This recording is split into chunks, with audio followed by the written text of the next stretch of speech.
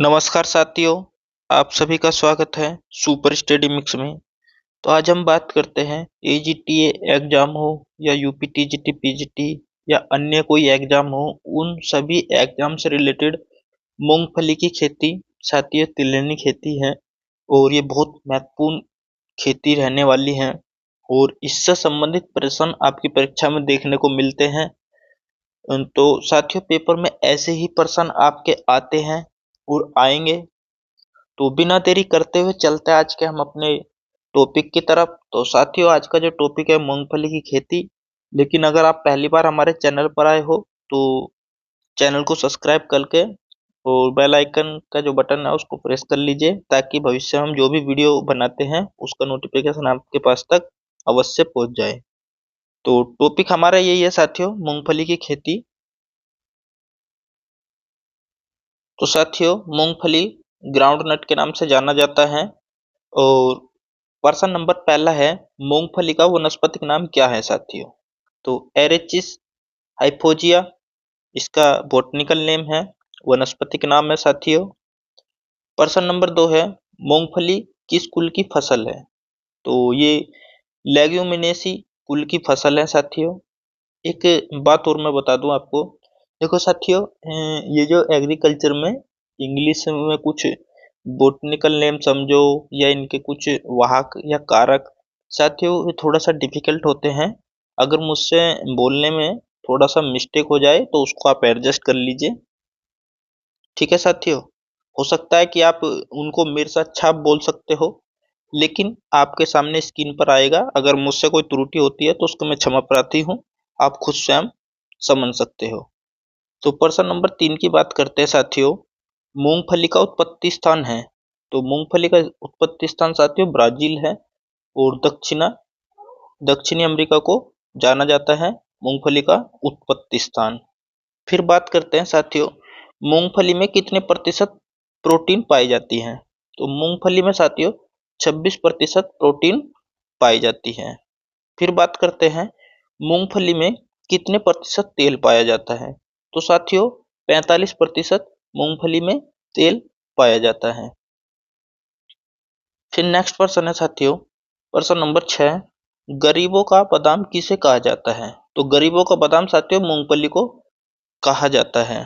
प्रश्न नंबर 7 है, मूंगफली का पौधा कैसा पौधा है? तो साथियों यह स्वपरागित पौधा है, जिसको एचडीपी भी कहा जाता है। फिर नेक्स्ट प्रश्न है हमारा प्रश्न नंबर 8, मूंगफली किस ऋतु की फसल है? तो साथियों यह खरीफ ऋतु की फसल है। प्रश्न नंबर 9 की बात करते हैं, मूंगफली की फसल के लिए किस प्रकार की मृदा उपयुक्त मानी जाती है?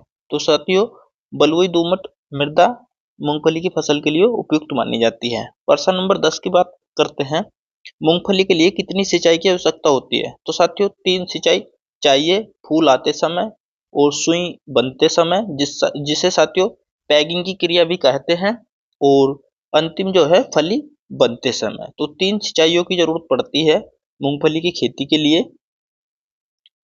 प्रश्न नंबर 11 की बात करते हैं, मूंगफली की फसल के लिए कितनी बीज दर की आवश्यकता होती है? तो साथियों 80 से 100 किलोग्राम प्रति हेक्टर बंच के लिए और 60 से 80 किलोग्राम प्रति हेक्टर स्प्रेडिंग टाइप के लिए। तो फिर बात करते हैं प्रश्न नंबर 12 की, मूंगफली के लिए बुआई का उपयुक्त समय क्या है साथियों? तो मूंगफली के लिए बुआई का जो समय है उपयुक्त मई से लेके जून तक है। प्रश्न नंबर 13 की बात करते हैं, मूंगफली के पौधे के बीच में कितना स्थान होना चाहिए साथियों? तो ये जो स्थान होना चाहिए आपका 30 से 15 सेंटीमीटर, 30 गुना 15 सेंटीमीटर गुच्छेदार में और 45 गुना 15 सेंटीमीटर आपका फैलने वाली वैरायटी में। नेक्स्ट प्रश्न की बात करते हैं प्रश्न नंबर 14, मूंगफली के लिए कितने उर्वरक की जरूरत पड़ती है? तो एनपीके की मात्रा पूछ रहा है ये। तो एनपीके 15:40:60 के अनुपात में हम देंगे एनपीके की मात्रा, और 250 केजी जिप्सम प्रति हेक्टर के हिसाब से हम मूंगफली की खेती के लिए देंगे। फिर साथियों प्रश्न नंबर 15 है, मूंगफली में गुली छिलका अनुपात होता है। तो मूंगफली में गुली छिलका अनुपात होता है 70 से 75%। प्रश्न नंबर 16 है, मूंगफली के फल को क्या कहते हैं? तो पोड़ कहा जाता है मूंगफली के फल को। प्रश्न नंबर 17 है, मूंगफली का भंडारण कितनी नमी पर किया जाता है? तो 6 से 8% पर मूंगफली का भंडारण किया जाता है। प्रश्न नंबर 18 है, मूंगफली में फैलने वाली किस्म कौन सी है? तो मूंगफली की जो फैलने वाली किस्म है, RS1, RSB 87, RM13, Chandra, Chitra, RG 510, RG 578, ये सेमी स्प्रेडिंग वैरायटी है साथियों। ठीक है, प्रश्न नंबर 19 की बात करते हैं साथियों। प्रश्न नंबर 19 में क्या बताया गया है? ऊपरी कलिका का मरना क्या कहलाता है साथियों? तो बर्ड नेक्रोसिस कहा जाता है। बर्ड नेक्रोसिस कहा जाता है ऊपरी कलिका का मरने को। प्रश्न नंबर 20 है, मूंगफली में गुच्छेदार किस्म कौन सी है?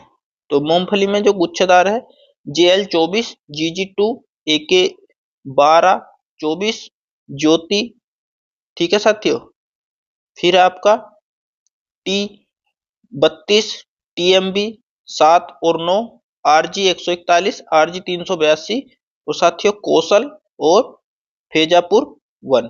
तो ये हमारी गुच्छेदार फैलने वाली, मतलब फैलने वाली किस्म अलग है। ये साथियों हमारी गुच्छेदार है।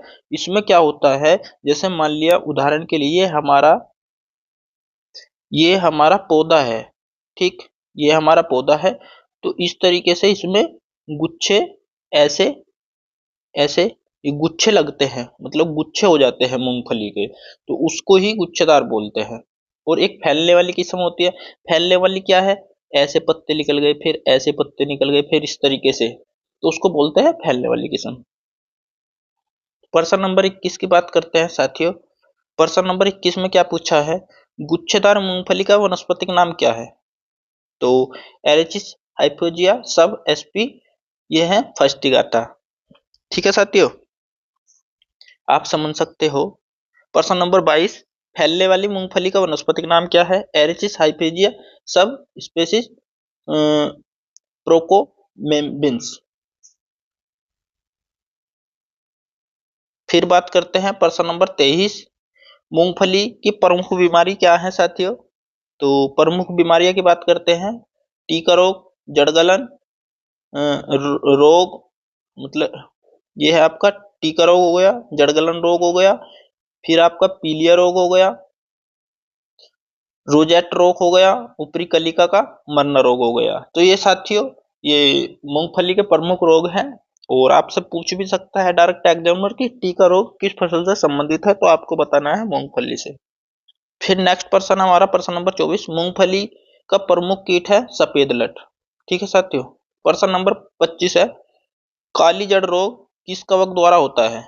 तो काली जड़ रोग जो होता है, ये होता है एस्प्रिगल्स नाइजर द्वारा।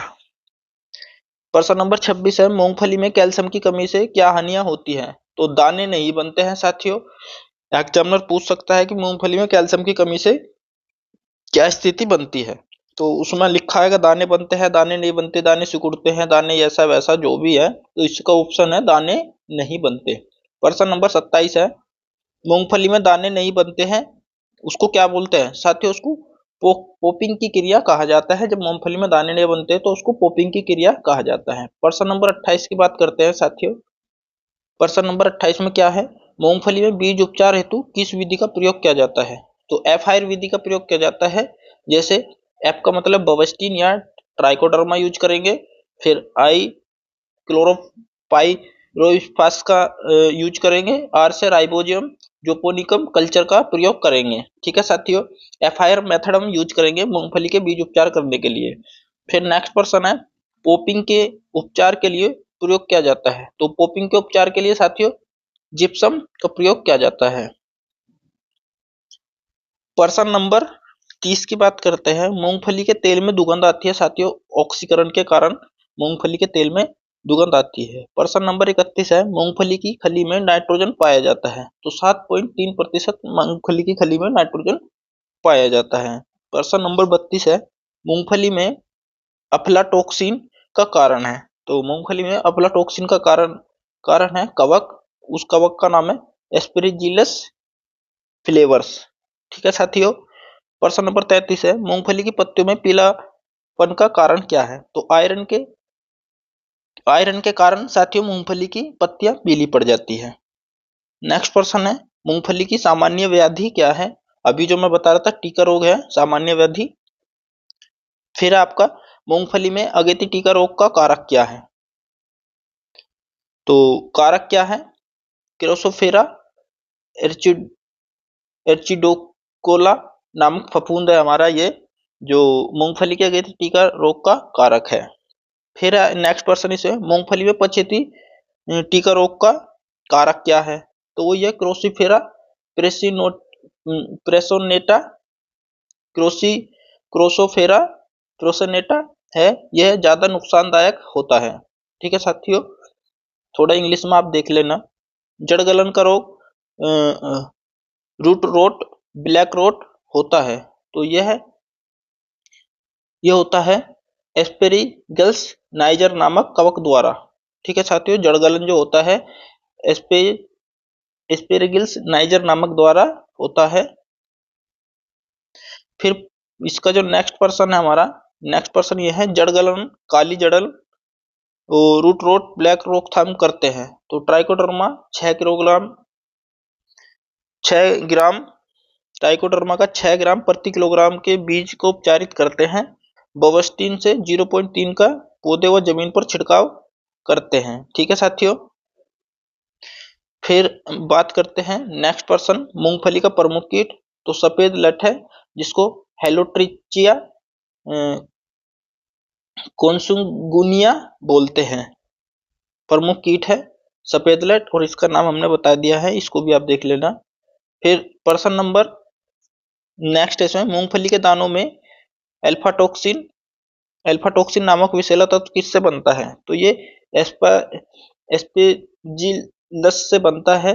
एस्पेरिजिलस फ्लेवस कवक द्वारा अधिक नमी पर भंडारित करने पर हो जाता है, इसलिए मूंगफली का भंडारण 6 से 8% नमी पर करना चाहिए। ये साथियों, आपको जैसे गेहूं का भंडारण, धान का भंडारण, मूंगफली का भंडारण, कुछ फसलों के जो भंडारण होते हैं उनके जो नमी प्रतिशत होते हैं साथियों, वो आपको याद रखने हैं, क्योंकि बहुत इंपॉर्टेंट है साथियों।